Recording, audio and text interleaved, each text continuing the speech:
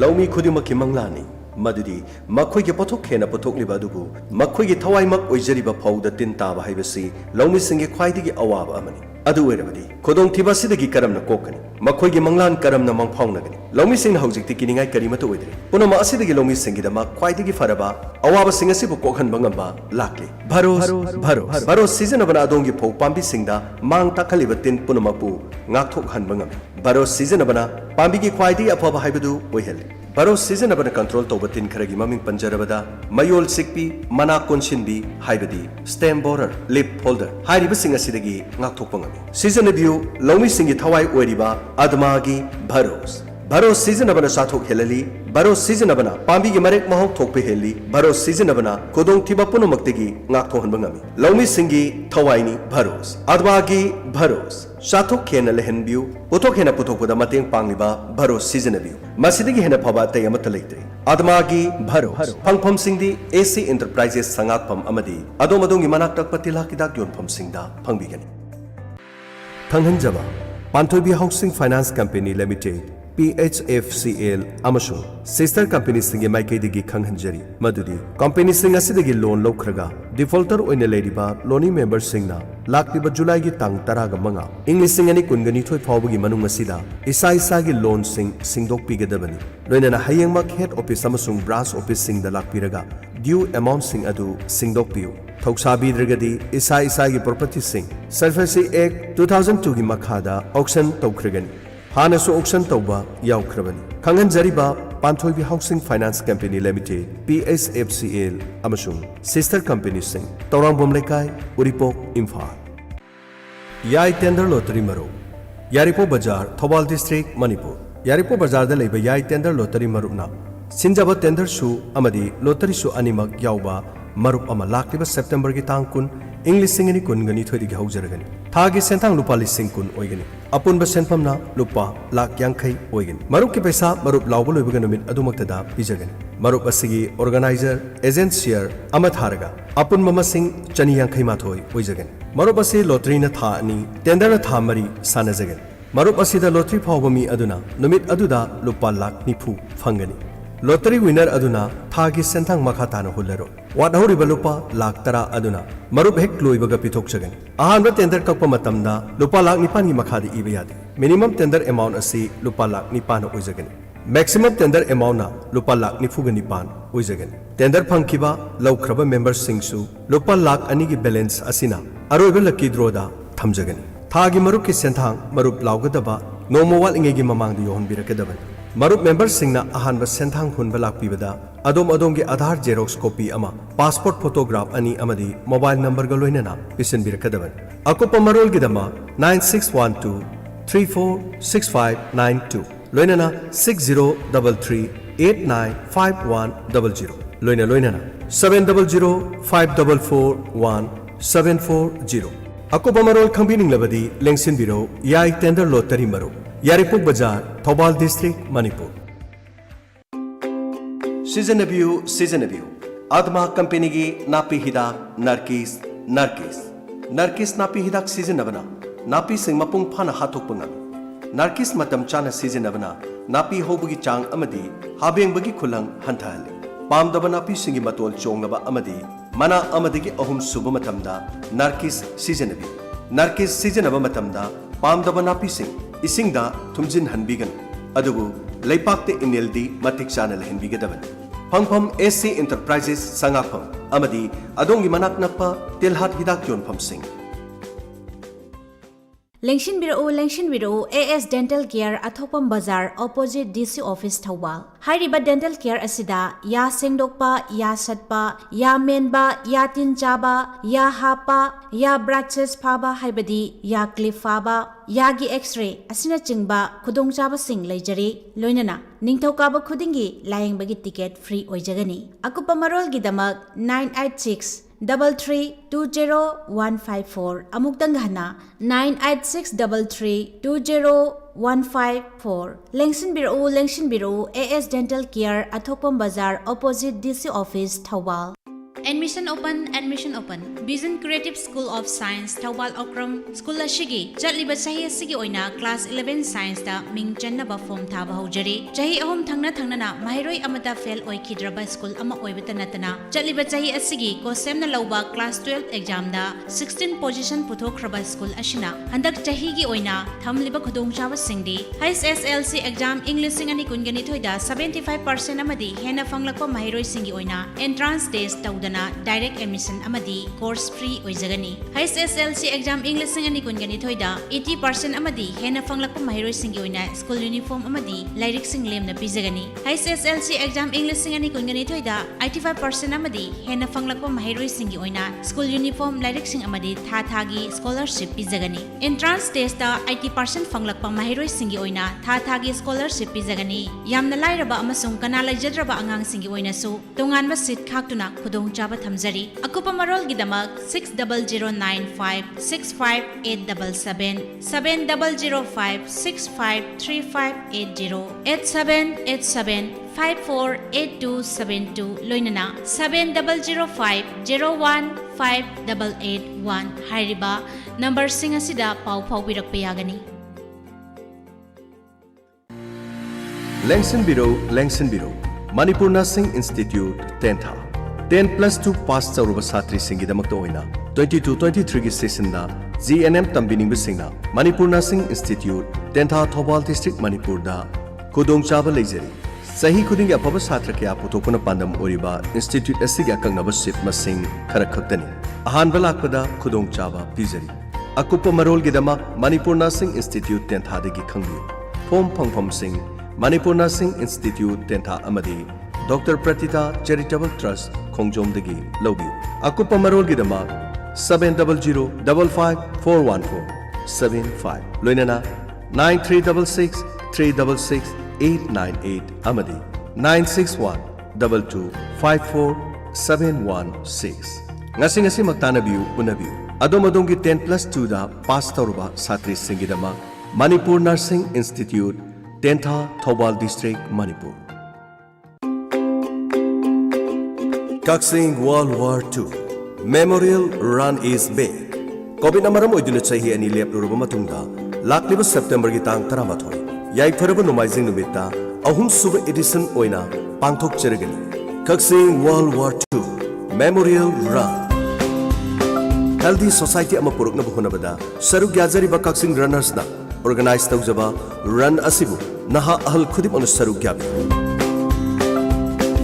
Run asigi category singdi half marathon 21 km amadi 10 km half marathon gidi prize thamjagani 10 km gidi fun run oina thamjagani lamjen asigi damak ngasi dagi sham saba hobiro Let's run for health Kaksing World War II Memorial Run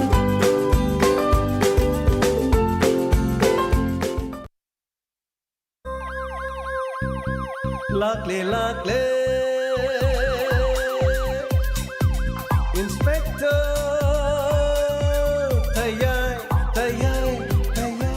Ahan mamaktada Inspector TAYAI tabiriba singbu James Sagurjamna taramlok chobloina ni koknona khurumjari ngasi su pudana laksari Inspector TAYAI Chamriga marfu mathoi shuba tangka sanduk chariba thoromasi laikhidraba amadi hauji hingliba kanagum amataga mari lena jati tabiraga domna tangkak asida kanagum mari lene habiraklabadi madugi daita aikoina lobu ngamjaro ngarangi makha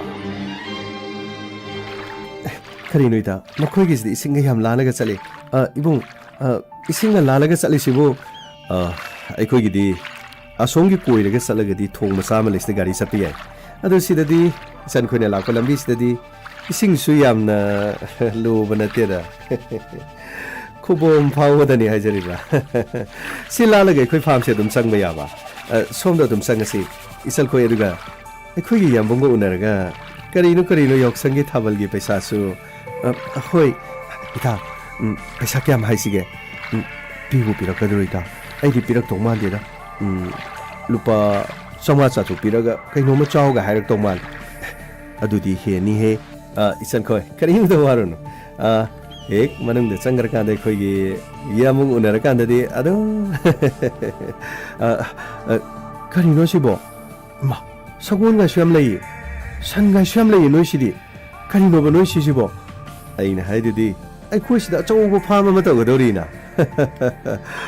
ꯀꯔꯤꯝꯇ ꯈꯜꯂꯨꯅꯨꯁꯦ ꯂꯥꯛꯑꯣ ꯂꯥꯛꯑꯣ ꯆꯪꯉꯁꯤ ꯂꯥꯛꯑꯣ ꯀꯔꯤꯅꯣ ꯀꯥꯒꯁꯤ ꯌꯥꯝꯅ ꯆꯥꯎꯅ ꯆꯥꯎꯅ ꯂꯩ ꯏꯃꯥ ꯃꯤꯒꯥꯏꯁꯤꯁꯨ ꯅꯈꯣꯏꯗꯤ ꯑꯃ ꯀꯩꯒꯤꯅꯣ ꯃꯤꯁꯤ ꯂꯦꯞ ꯂꯦꯞꯇꯅ ꯂꯣꯏꯅ ꯁꯦꯀ꯭ꯌꯨꯔꯤꯇꯤ ꯉꯥꯛꯇꯔ ꯁꯤꯕꯣ ꯗ꯭ꯔꯦꯁꯇꯤ ꯑꯃꯠꯇ ꯁꯦꯠꯇꯦꯅ ꯑꯩꯈꯣꯏꯒꯤꯁꯤꯗꯤ ꯁꯦꯀ꯭ꯌꯨꯔꯤꯇꯤ ꯅꯠꯇꯦ ꯕꯣꯗꯤ ꯒꯥꯔꯗ ꯍꯥꯏꯔꯁꯨ ꯌꯥꯏ ꯁꯨꯝ ꯑꯩꯈꯣꯏꯒꯤ ꯁꯨꯝ ꯉꯥꯛ ꯁꯦꯟꯅꯕꯅꯤꯗ ꯀꯗꯥꯏꯅꯣ ꯅꯈꯣꯏꯒꯤ ꯌꯥꯝꯕꯨꯡ ꯍꯥꯏꯗꯨꯕꯣ ꯀꯗꯥꯏ ꯂꯩꯒꯦꯕ ꯁꯦꯀꯦꯟꯗꯤ ꯅꯪꯒꯤ ꯅꯇꯧꯗꯨꯒ ꯀꯔꯤꯒꯤ ꯏꯈꯧ ꯂꯥꯡꯂꯤꯕꯅꯣ ꯑꯩꯈꯣꯏꯒꯤ ꯌꯥꯝꯕꯨꯡ ꯁꯣꯏꯗꯅ ꯎꯅꯔꯅꯤꯌꯦ ꯂꯥꯛꯑꯣ ꯑꯁꯤꯗ ꯂꯩꯔꯤ ꯀꯔꯤꯅꯣ ꯅꯈꯣꯏꯒꯤꯁꯤꯕꯣ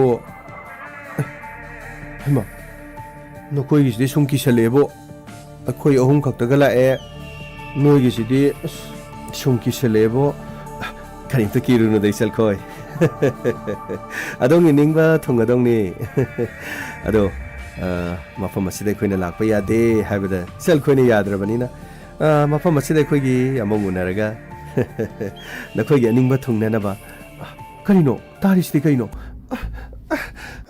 ꯊꯥꯗꯣ ꯑꯩꯕꯨ ꯊꯥꯗꯣ ꯀꯔꯤꯁꯨ ꯅꯠꯇꯦꯗ ꯏꯆꯜꯈꯣꯏ ꯍꯥꯏꯕ ꯏꯟꯗꯕ ꯂꯝ ꯍꯦꯟꯕꯒꯤꯅꯤ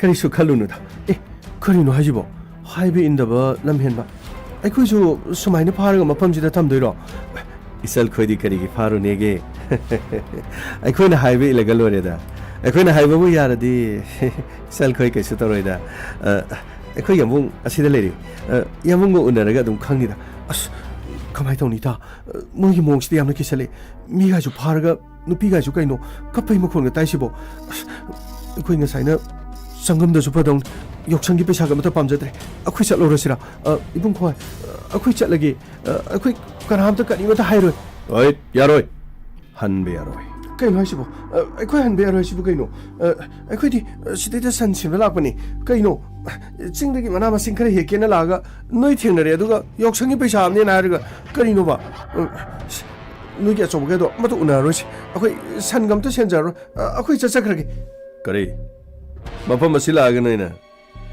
ꯃꯐꯝ ꯑꯁꯤꯒꯤ ꯑꯁꯤꯗ ꯀꯣꯝ ꯄꯨꯝꯅꯃꯛ ꯈꯪꯗꯣꯛꯈ꯭ꯔꯒ ꯑꯩꯈꯣꯏ ꯑꯃꯨꯛ ꯍꯟꯅ ꯂꯥꯛꯑꯔꯣꯏ ꯍꯥꯏꯗꯤ ꯀꯗꯥꯏꯗꯒꯤ ꯌꯥꯒꯗꯒꯤꯅꯦ ꯁꯛꯍꯦꯟꯕꯤ ꯑꯩꯈꯣꯏꯒꯤ ꯂꯝꯕꯤ ꯊꯥꯗꯣ ꯂꯥꯛꯑꯣ ꯏꯊꯥ ꯆꯠꯁꯤ ꯑꯩꯈꯣꯏ ꯑꯍꯨꯝꯅꯦ ꯁꯨꯝ ꯇꯞꯅ ꯇꯞꯅ ꯁꯨꯝ ꯆꯠꯆꯈ꯭ꯔꯒꯦꯕ ꯑꯩꯈꯣই ꯀꯅꯥꯝꯇ ꯀꯔꯤꯝ ꯍꯥꯏꯖꯔꯣꯏ ꯑꯁꯤꯗ ꯀꯥꯗꯅꯦ ꯅꯨꯄꯤ ꯑꯃ ꯀꯞꯐꯧꯏ ꯐꯨꯍꯧꯏ ꯅꯣꯡꯃꯩ ꯄꯥꯏꯕ ꯂꯦꯞꯄꯒ ꯃꯤ ꯃꯌꯥꯝ ꯑꯃ ꯂꯩ ꯑꯗꯨꯒ ꯌꯥꯝꯅ ꯆꯥꯎꯕ ꯀꯦꯝꯄꯁ ꯑꯃꯅꯤ ꯆꯤꯡꯒꯤ ꯍꯦꯛ ꯆꯤꯡꯈꯣꯡꯗ ꯑꯗꯨꯒ ꯃꯤ 13-15ꯅ ꯅꯣꯡꯃꯩ ꯄꯥꯏꯗꯨꯅ ꯉꯥꯛꯑꯒ ꯂꯩ ꯁꯒꯣꯜ ꯃꯌꯥꯝꯁꯨ ꯂꯩ ꯑꯗꯒꯤ ꯁꯟ ꯃꯌꯥꯝꯁꯨ lei aduga yamna sauraba garage ki mafam kya su lei mafam asida turengi lambi amasu lei haibadi khongna satpa yaba aduga amana thong amana oirom thangbada lei thong dudagi laagadi gari thongjanba yagani akhoi kanamta hairoiba sise akhoi kanamti hairoi se khari nang kanamata hairoi haraga nangi nachinda chimpa puriba sereng thibu dongna mari thiri dudi nangna khangi dudi nang khangkrabani na mafam asidagi nang chatpadi yararoi sahenbi nangbu mafam asida khoina moithem tawduna purugli basibu irai laina nangbu thatokani khanbro ha nakhoi mafam asidagi chatkani khanbro ne lao khoi yambung asida le lao ei amta paw to bi kaino dai dubo ha kana no dubo aina mafam asida mi pusala haibro noida ha kada digina no pi hum pusala isna yamu moisi akhoi leiriba campus manungda sum sangsalakpa san chen boy kari boy thangna ba kun sidagin chingi mansang kari asa thag mana masing he moi di ching sida thale haiba aleida akhoi sat khro haibada kana na thingino thingi ba mi du ngangna jage haiba ada ai aina samar haidro mafam asida khunja sing pusal pa yaden haidro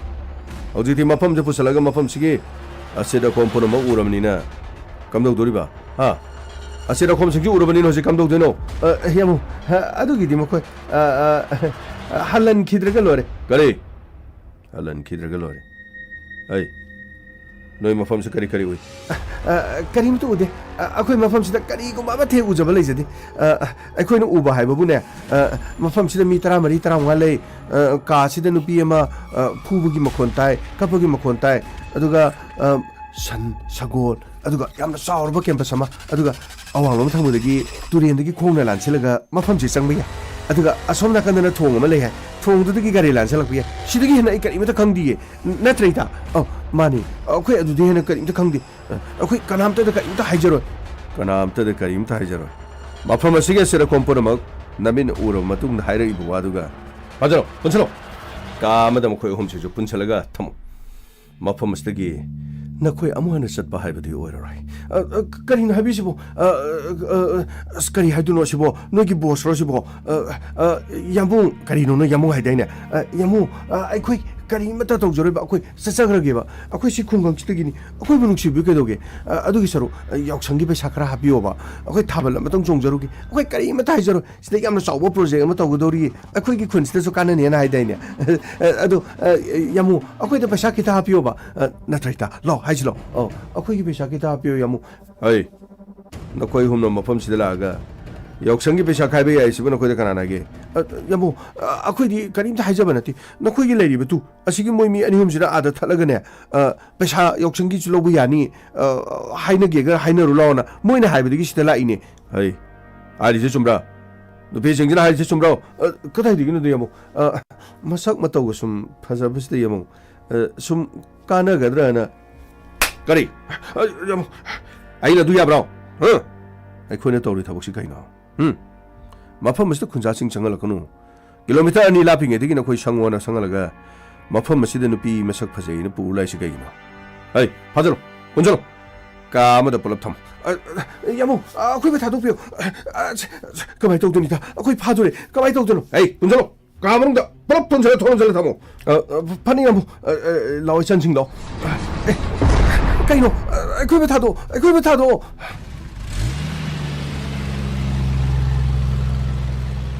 Nak home to come. Gari sim to come.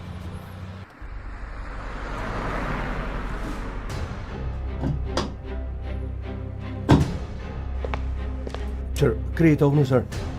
Ngako, ay voice message sam tatak. Oh, sir. Kuya lang bitado. Lawita. Sasi. Ako humne sum tapna sum sasagrage ba. Ako karim ta kanam ta karim major.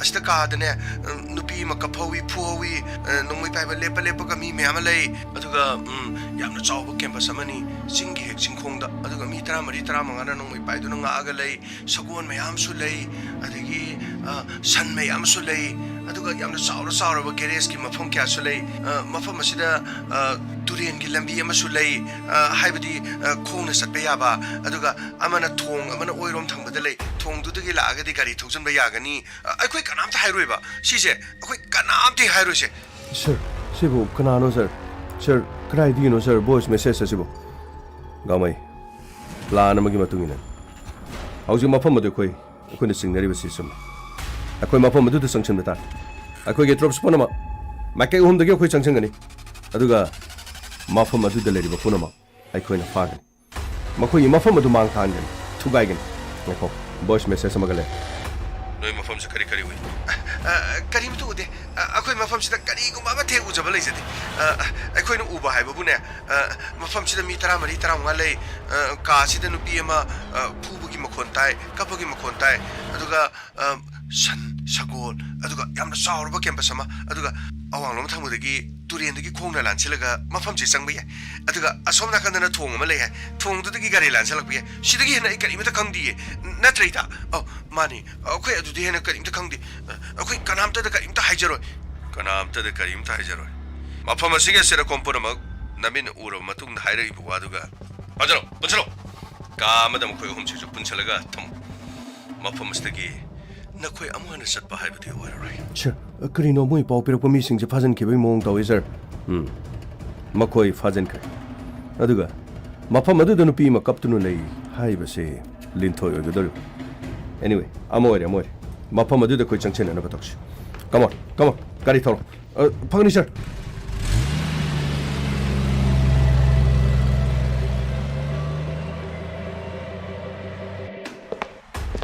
야모. 가동도로 내 해보자. 야모 손을 내. 항도 동도 항도. 와리샷.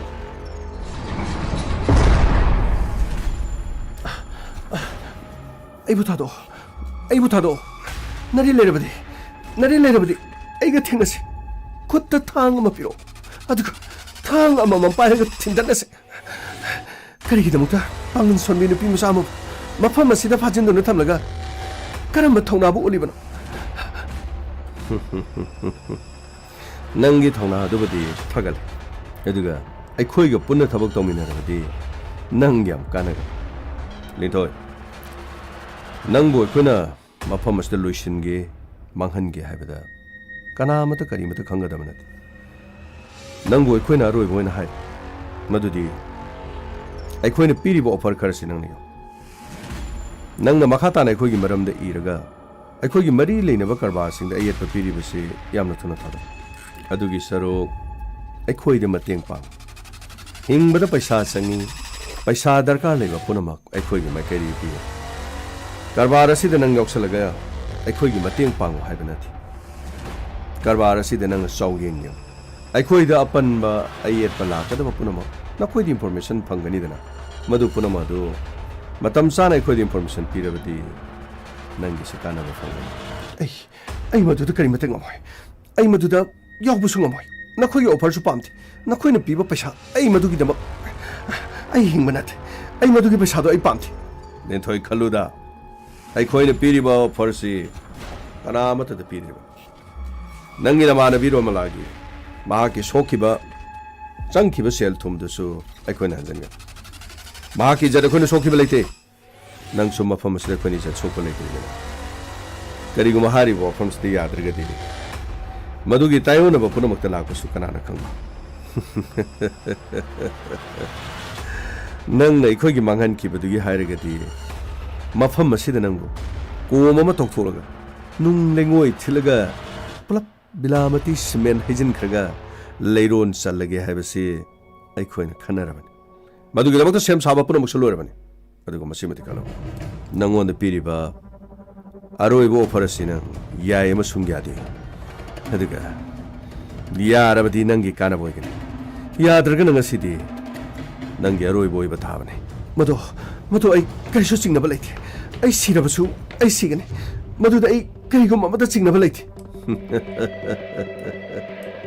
नरिलदी ओ खाकपा खाबा जानी मैतै सनु using बनिदना highway यारोय दरे ऐ नखोय कना कना ले यामु यारोय दरे रोमलाबु थीन फुरगा थादोखिबगम महाक्सु थीन फु अदुगा ऐ चनेन यामु JCB दो कोम तौबा होल नुंग लेंगोय थिरो बिलामती चंचन अदुगा कोम अदुगी मनुंगदा थादरगा मपुनसि सुपा माले मसिदगी मुलहन की बता अदबु मागी अरोन मोंगफम मसिदी कनामतन मफम मसिदा मा फुंकी हाट की है खंगो याद्रबनीना मांग मांगन किबा इन टर्म्स ऑफ क्रोर कयागी ममल अदुगी लमन सिंगबोयना हाइबदी याद्रबनीना को मदुद थादा बता फंगनी यम अथुब मतम पांथोन बताओ आई मथक्ता मी खर पाव फनगी फनी यमो ऐ नखोय कना कना लो अंतलो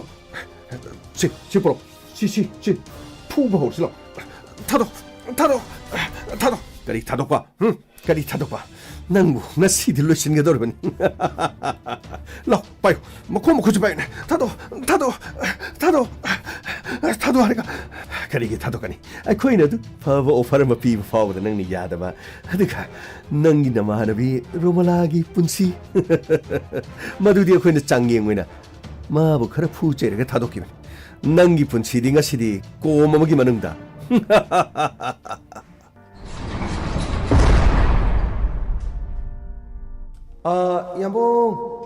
야봉 아씨 그는 뭐 야봉이 낙다니고 이따 가리노 떠오르시보 아쿠이보 가시 만ung다 좀 놓이려 되러 가리미터 칼루노 플랜 뿌나마 마이 빡리버시디 떡신나르가 꼭토가네 타박 홍나바 떡시 अदो मतमदि थेंजिंख्रे अखोइना लापदु नुमिदां वाइराम हजिकदि ममसिलकलामनि ममसिलकपदुनि हेन नुंगाइगदोरिसे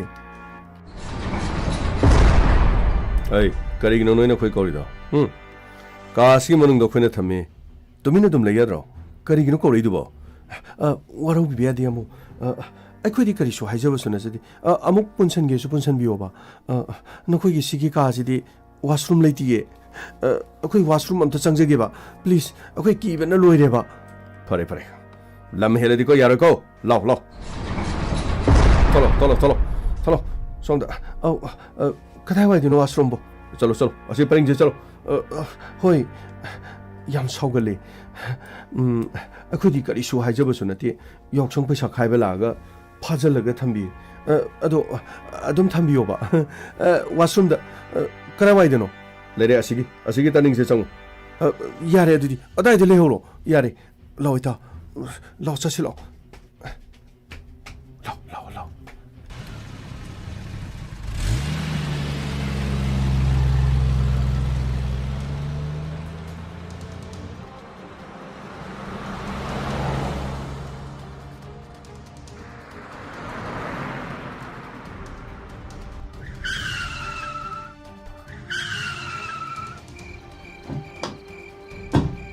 Angacha, sidiki di platse.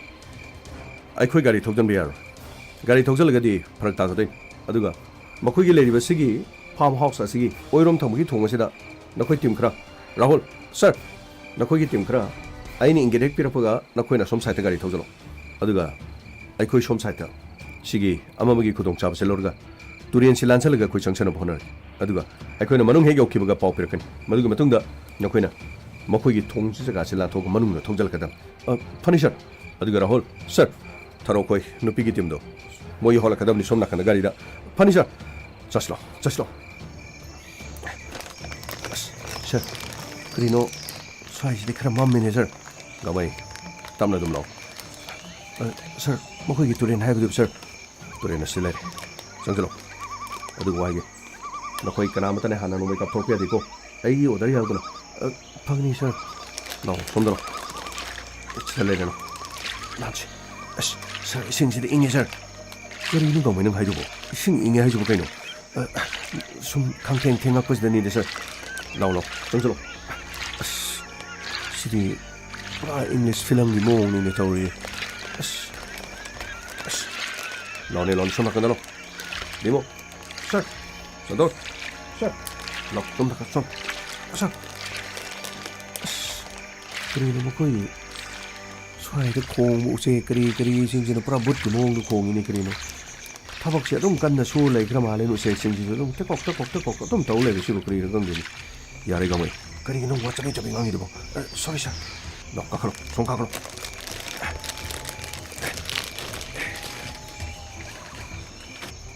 kari no ne mo ne tau su na se di no ai de le ga matam koi da ba ge tong da ga mai ai wai wa kana nganga ai khoi mafam sis mi changa khre ta di mafam sis no mai pa ba mi le nga sai ba dun khang na tro khang ye de sa do di to me le mong ye kis manung de gi kari ingil lai ha du yes ai lo som sai de chong dimo sir sato sir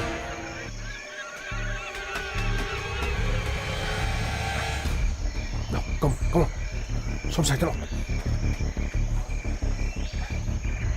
sir Koi si kari no sakono sanno kari wo mayam lagi sir mafam chi sab chare akoi de pire information ai wai sidagi di ai tu lo sondro kari no washroom sangri ne to gangu dana tholok tri so ai kai no manung sangra tholok tri bo oi noi tari bro ha thong se phakai rage kari no Karimita, has Kuzuga. No yadramani tongse pakai rake ko. Tongse. Yeah. Yeah. Come to it. Come to it. 진정 있다.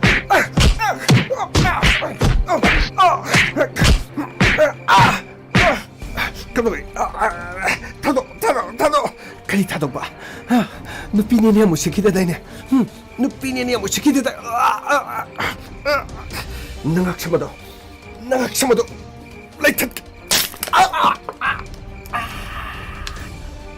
ꯀꯝꯗꯧꯏ ꯑꯩꯈꯣꯏꯕꯨ ꯌꯥꯝꯅ ꯎꯁꯤꯠ ꯊꯑꯣꯏꯗꯕꯒꯤ ꯇꯥꯏꯞꯇ ꯂꯥꯛꯑꯣ ꯏꯇꯥ ꯂꯥꯛꯑꯣ ꯅꯣꯡꯃꯩ 9mm ꯑꯃꯗꯤ ꯐꯪꯉꯦ ꯂꯥꯛꯑꯣ ꯑꯩꯒꯤ ꯇꯨꯡꯗꯩ ꯂꯥꯛꯑꯣ ꯃꯦꯗꯥꯝ ꯑꯇꯩꯗꯤ ꯀꯃꯥꯏꯅ ꯇꯧꯅꯤ ꯀꯔꯤꯃꯇ ꯈꯜꯂꯨꯅꯣ ꯑꯩ ꯌꯥꯎꯔꯤꯁꯤꯗꯤ ꯂꯥꯛꯑꯣ ꯁꯣꯝꯗ ꯂꯥꯛꯑꯣ ꯅꯤꯡꯊꯣꯏꯒꯤ ꯂꯩꯐꯝ ꯀꯥꯗꯣ ꯑꯗꯨ ꯀꯥꯗꯨꯗ ꯆꯪꯅꯕ ꯇꯧꯁꯤ ꯍꯣꯏ ꯃꯦꯗꯥꯝ ꯑꯗꯨꯗꯤ ꯁꯤꯅ ꯅꯨꯄꯤꯒꯤ ꯋꯥꯁꯔꯨꯝ ꯑꯗꯣ ꯁꯤꯒꯤ ꯋꯥꯁꯔꯨꯝꯒꯤ ꯁꯤꯖꯤꯟꯅꯗꯕ ꯀꯥꯁꯦ ꯁꯤꯗꯩꯗ ꯊꯥꯡꯖꯟꯕꯤꯔꯝꯃꯁꯤ ꯄꯥꯏꯌꯨꯁꯦ ꯃꯈꯣꯡ ꯃꯈꯨꯠꯁꯦ ꯄꯥꯏꯌꯨ ꯁꯔꯗꯥ ꯁꯤ ꯄꯥꯏꯌꯨ ꯍꯣꯏ ꯃꯦꯗꯥꯝ ꯅꯨꯡꯉꯥꯏꯅ ꯂꯩꯖꯍꯧꯔꯣ ꯑꯗꯨꯗꯒꯤꯗꯤ ꯋꯥꯁꯔꯨꯝꯗꯒꯤ ꯑꯗꯨꯝ ꯂꯣꯏꯔꯦꯗꯣ ꯂꯥꯛꯑꯣ ꯀꯝ ꯆꯠꯁꯤ ꯂꯥꯛꯑꯣ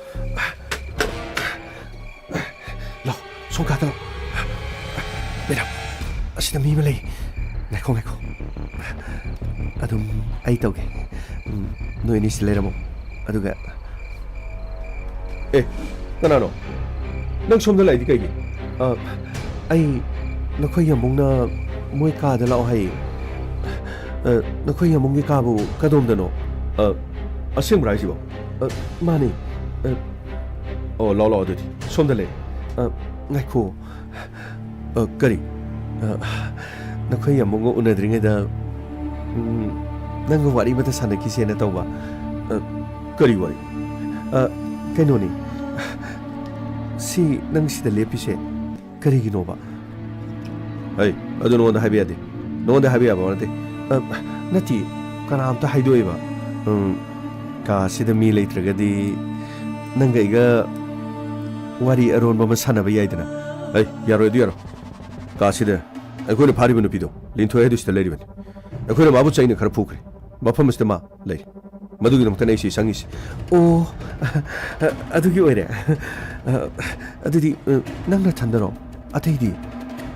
ꯑꯇꯩ ꯂꯣꯏꯅꯃꯛ ꯁꯤꯗ ꯂꯩ ꯑꯅꯤ ꯑꯃ ꯂꯥꯛꯑꯅꯤ ꯑꯩ ꯁꯤꯗ ꯂꯩꯔꯤ ꯀꯩꯒꯤꯅꯣ ꯅꯪ ꯑꯗꯨ ꯍꯪꯉꯤꯗꯣ ꯌꯥꯃꯨꯡꯒꯤ ꯃꯅꯥꯛꯇ ꯆꯪꯉꯤꯗꯥꯏ ꯂꯥꯛꯑꯣ ꯌꯥꯃꯨꯡꯒꯤ ꯖꯒꯥꯗ ꯇꯥꯛꯀꯤ ꯍꯣꯏ ꯉꯥꯏꯈꯣꯕ ꯇꯥꯛꯑꯣꯕ ꯌꯥꯃꯨꯡꯒꯤꯗꯣ ꯑꯗꯣ ꯑꯩ ꯋꯥ ꯑꯃꯇ ꯍꯥꯏꯒꯦꯕ ꯀꯩ ꯋꯥꯅꯣ ꯅꯁꯛ ꯏꯐ ꯐꯖꯔꯗꯅ ꯋꯥ ꯍꯥꯏꯒꯦ ꯀꯥꯏꯅ ꯑꯗꯨꯕꯨꯔꯣ ꯅꯪꯒꯤ ꯃꯣꯕꯥꯏꯜ ꯅꯝꯕꯔ ꯄꯤꯔꯛꯑꯣꯕ ꯈꯪꯅꯁꯦ ꯇꯤꯟꯅꯁꯦ ꯀꯩꯅꯣ ꯀꯔꯤ ꯀꯥꯏꯒꯦ ꯈꯪꯅ ꯇꯤꯟꯅꯕꯕꯨ ꯀꯔꯤ ꯑꯀꯥꯏꯕ ꯂꯩꯒꯦꯕ ꯑꯗꯨꯗꯤ ꯑꯩꯒꯤ ꯅꯝꯕꯔꯔꯣ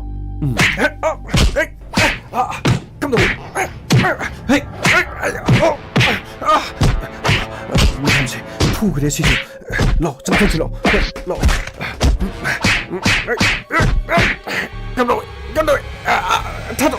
ꯊꯥꯗꯣꯛ ꯀꯝꯗꯧꯋꯦ ꯅꯪ ꯉꯛꯁꯝ ꯃꯆꯥꯁꯤ ꯂꯩꯊꯠꯄꯤꯔꯒꯦ ꯃꯦꯗꯥꯝ ꯄꯥꯏꯌꯣ ꯃꯁꯥꯁꯦ ꯄꯥꯏꯌꯣ ꯁꯣꯝ ꯅꯥꯀꯟꯗ ꯆꯤꯡꯊꯟꯁꯦ ꯂꯥꯛꯑꯣ ꯁꯤꯒꯤ ꯊꯣꯡꯁꯥꯡ ꯁꯤꯗ ꯂꯤꯟꯊꯣꯏ ꯂꯩ ꯂꯥꯛꯑꯣ ꯍꯣꯏ ꯃꯦꯗꯥꯝ ꯂꯥꯛꯑꯣ ꯊꯣꯡꯁꯦ ꯆꯤꯡꯁꯤ ꯂꯥꯛꯑꯣ ꯂꯥꯛꯑꯣ ꯀꯅꯥꯅꯣ ꯃꯐꯝ ꯑꯁꯤꯗ ꯆꯪꯉꯤꯗꯣ ꯀꯅꯥꯅꯣ ꯂꯤꯟꯊꯣꯏ ꯀꯔꯤꯁꯨ ꯋꯥꯔꯨꯅꯣ ꯅꯪꯕꯨ ꯀꯟꯕ ꯂꯥꯛꯂꯤꯕꯅꯤ ꯃꯐꯝ ꯑꯁꯤꯗ ꯅꯪꯕꯨ ꯀꯟꯕ ꯂꯥꯛꯅꯅꯕꯒꯤꯗꯃꯛ ꯑꯈꯟꯅꯕ ꯁ꯭ꯄꯦꯁꯦꯜ ꯑꯣꯄꯔꯦꯁꯟ ꯑꯃꯅꯤ ꯑꯩ DSP ꯇꯝꯐꯥ ꯃꯦꯗꯥꯝ ꯇꯝꯐꯥ ꯃꯥꯅꯤ ꯑꯩ DSP ꯇꯝꯐꯥꯅꯤ madam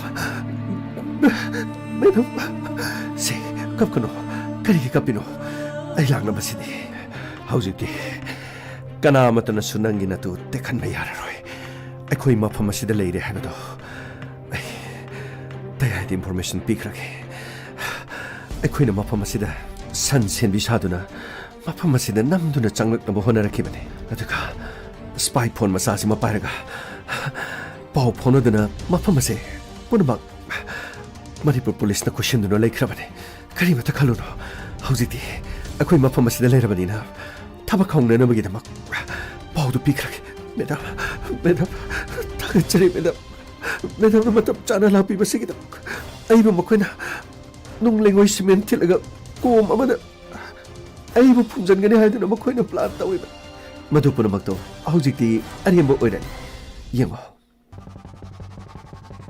sir akhui kyam kuina swai sum lagi doina sir kaidore gamai sir kang amna chi sir ai tumina leune nangbo as sir kang na chikpasida sir isa je kenu mata oi sir tumile manungdagi pau pirakuni ngaris skara tona piradi fani de sir mamai so kapning man khang mangam dre ne sir amuk to lang no mi gamai nangbo fani sir sikti chi e som da di kang di kari upai le Neko, message lai. Sir, kapo harabra sir. Ngai khomi gamai. Sorry sir. Te, akhoi lithoi buni thisana capture tawri. Thaba khobi yaran. Okay. Ai, sona kan chang. Sona. Ai gi tungda longne lo. Lithoi, hojik. Tampha ka punna leminare hai. Makhoi shep ore hai. Come on. Au bas tigiri. Kapa yare. As nungai jare danga sidi. As othon nungai jare. Yoksang matung gi handak ti. As yoksang matung aber thung ba hai beduni ni go. As ngai khoni gamai sondalo. Panisha. Hey, kanano karino? Yabo, washroom da. Ekhui gimi. Baigo do thawai manga lerami. Aduga amana sir linthoi gi magi asida gate ta sangdo masu machinda mangak nei thega ta lerami. Kari to gudong yabo. Kari, mafam istem to karamna. Kana sangaga. Hey, nakhoi alert nang. Puna mak thoro. Light angan mu thalo. Puna mak kai de kari legi mo. Thoro. Chonen. Yabo. Kari no torche. Nang naning china chiksina ngai harga. Ai waige. Ai maning thong da phorga. Ai thuna mi amani ga thokina batau. Sachat mafam se control torga. Ai ngon da pau pir kadam. Phani yabo. Somna kan de sombiro. Somda. Ai, torolo. Nakhoi ni lo. Phani yabo. Hai, somda. Ason mi thore. Ai lauke. Nakhoi mayam pura ma abata lengno. Nakhu to pare bokholai sing makha da thamo. Nakhoi police na loina question khrabani. Changjaba haibasina nakhoi gi khwai diga phoboi gani. Nakhu to pare bokholai sing thado. Kari gumba aina count torku matamda thada da batarabadi khut tharagane. Kare. Karamna. Bato karamna mafum chi changai. Ai, me paksana. Yamong thokraba. Yamo somda thokri. Okay. Ai khoi. Launching na batabane. Kap na batabane. Ya. Nakhoi khoi na haibe yadre. Phare adur ba. Fire! Ngai jare ko. Tamdoi. Ai, kana kan jalo. Phare sir. Ai. Tamdoi, nasi di khang yadra ka. English film 사야되나? 누가래?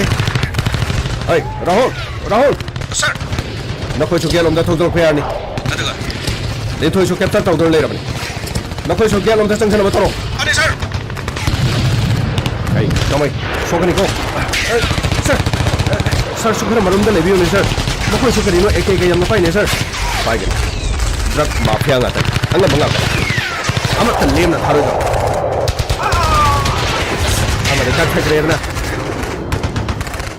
Hey, Jero!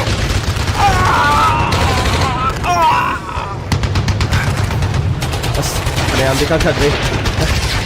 Asomda, masa buceng re. Krino ne, ono fan ge dawne. Hangni ta. Hey, gamai, sokni, somna kan changselo. Pagni sir. Tandoi, ono da kai ska ta na tawne.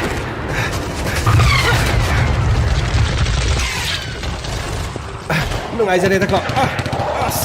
Tandoi. Ai, sona kan changselo.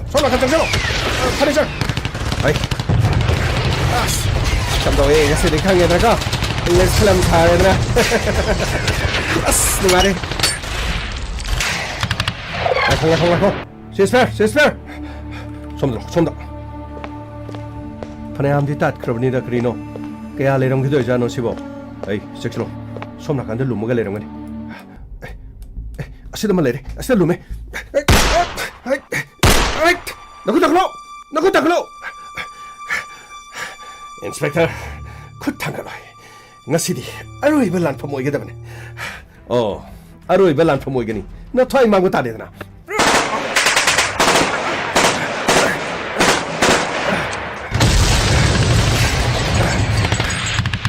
hallagasu kapai hallagasu hey gamai jaksalo phagni sir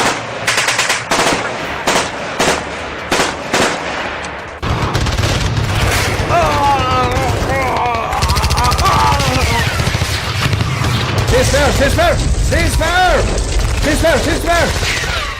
Yare, lepo! Karino sir, khara kaap ki ge torga sir. Yadi gamai. Yung atai kasing na sangayo. Adiga. Tampa ko lefam to. Tayai, ai khoi si de lady. Oh. Tampa. Lintoy, nang kari ge shui. Ha, kari so open yawi. Sir, a so open mata yautre. Madam Tampa na matam chana lapidana ay pansikan biri. Amati. Ay no mo mapok ama. Sarna mo ay no mo mapok biri. Lintoy. Masidi ko gitopam tokoni. Leba sida media person namana lauri ba thoda. Ay hingnung tel naidana. Si bichang makhangdana mai ising nong mai marak aduga landa su pawmi sing na miyam da paw khangali. Masi kaktanati. Leba ke tholok isu kya da pawmi sing na miyam ge mikap thol. Pawmi sing na lauri ba thodang bu ikai khum na gadab. Adubu leba sida pawmi da kihanba pawmi bu hat patupa pawmi da apan ba pibadi leptana thol. Lintoy. Nangi thawraba kolongi mayana. Fattaba kaya bu shwaidatuna afaba mai kay mada purukna bu honabada. Nahakna lauri ba thodang punamado ikai khumni. Nang bu rescue tawna bu honabada Manipur police ki chawrba thodang. Nang ngasidi akhona kanba ngamli. Masi punamak akhoi gi leriba police department na ningthijana matam sana information lawra thaba si sathabadagi mai papu ngakibani. Aduga hari basida nanga khangna zariba loina jaba singkhaina yamna chawna mating pa. Matam sana akhoi di information piraki nangi khungul lina bu honabada. Singkhai ge choba daita leko. Thagachari sir. Rahul. Sir. Nakhoi madam tampa koi puna sida le. Tharo khoi ni. Sir. Sida laksari sir. Sir. Sida laksari. Linthoi si gari da ningthijana hapasi. Athuba matamda medical first aid pin ba. Maki masada songli ba kholi bising se. Hospital puna ba toksi. Phani sir. Santosh. Sir.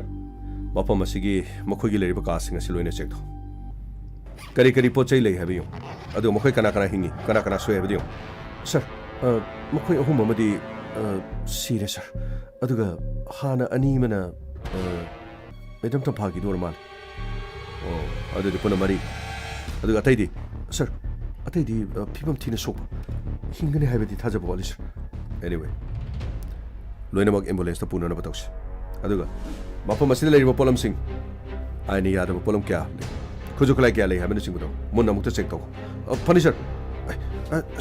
Sir. Keno gamai. Sir. Asigi ka manung de sir. Karino brown sugar haibra karino adu big thana le hoy sir. Good. Gamai good. Sir. Karino makhoi ni sidi brown sugar sungbam khopam su oibjani ne sir. Madu oigani. Mapam asida mi changandana thamagi maram madunani. Yamlaba brown sugar sing. Yongslo. Sir. Somna kana leire sir. Okay. Sir. Sida leire sir. Brown sugar sing. Sidi market di lupa crore sama ki mathati hele. Achaw bu khutpu ama mapam asida lei. Sida lei riba singa sidi khomi lami ngata. Pura maksinga si masak maming nai ra leba sige so sang. Paisa pai ba mi soi dani yarongat. Masi phakre haina taba matamda madugi reaction amu geng bata. Sir, masi bu krino paisa on tho loga makoi na paisa mayam pai ra ga mu leba sida makoi na mu as angam se tan makoi na sa ga dormi ni sir. Gamai masini muscle power money power lebaga sida matik chaba mi mo oige harabadi muscle power money power yaudravadi kari gumba mata upai le roi ngasigi mafam asida akhoi gi khutta lekhidri besing aduga hinghori besing asidi paisa pirga ne pangata santosh sir asok besing adudagi amatang ore besu mathai hingna na bonas karamba kana gi khujin thorana mafam ase tawri hai Sir, Sunil Kobamadi, no way to Parliament. Ma Hujixu, Hingley, sir. Adubu, unconscious. Gyan ditat. Gyan tas another bormus. Hospital the poor Kangadam. I could hang no have the other. I want Hana could Tarakib. Sir, Nasidi, sir. No way to copy Yaba P was this, Nasidi, Amnanga, sir. Gamay.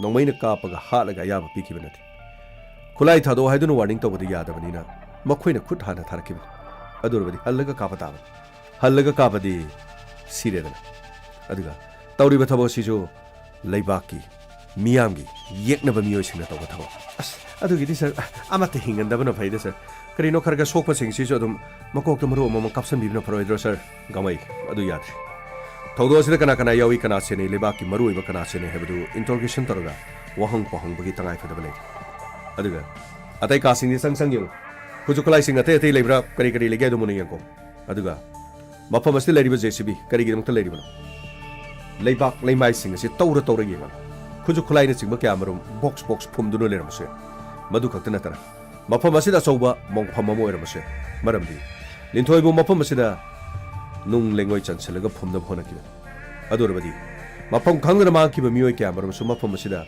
mongpham oiramba yabagi akibale te maduma aishu yengani maramdi linthoi bu mapam asida nung lengoi chanselaga ma ko phumna nanwagi dam hona kibe aduga pochai puna makso langsindura mapam asida leramisin mapam asida khairaga khara heni yemgo machang aduga thawdok asida Lengaki natraga leibaka sigi masak maming naraba senjau paiba mi khara soidani yarongani haibasi aduga makoina season dariba mobile phone si masi pulok khomjelaga masigi CDR coaching thokpa su kana gani khal tamha achuman sikhrabasu sikhibasing sina pairama mobile phone aduga madugi number punamado aikoina CDR coaching tholaga makoi kana no aduga makoi gi maming matha karino khalaga thigat pasu madugi kana ba soidana legani Santosh sir Masigi mapamasta funkiba mobile punama loina khomje sir aduga CDR coaching thoga kanaro karino habdu khangna bonasi masigi matungna mari leina mamiyo sing phagatna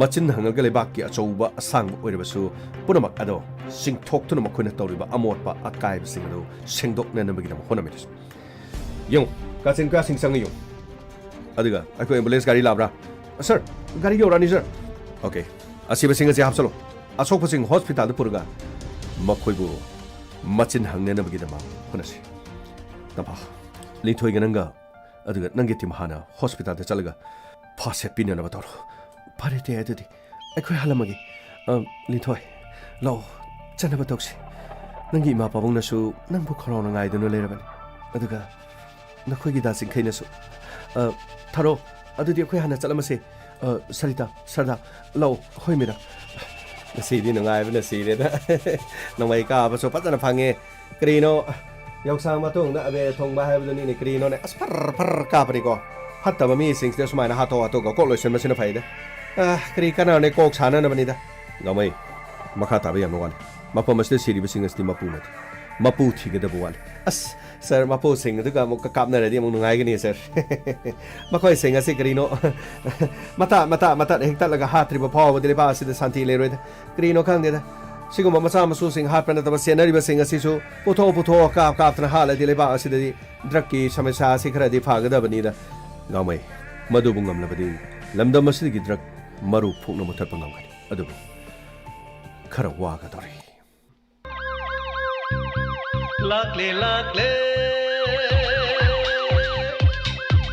Inspector Tayai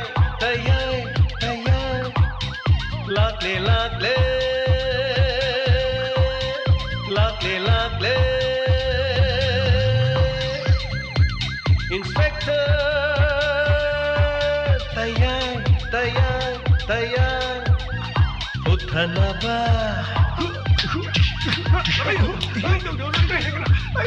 Kanbinaba. Thank you, sir. Welcome.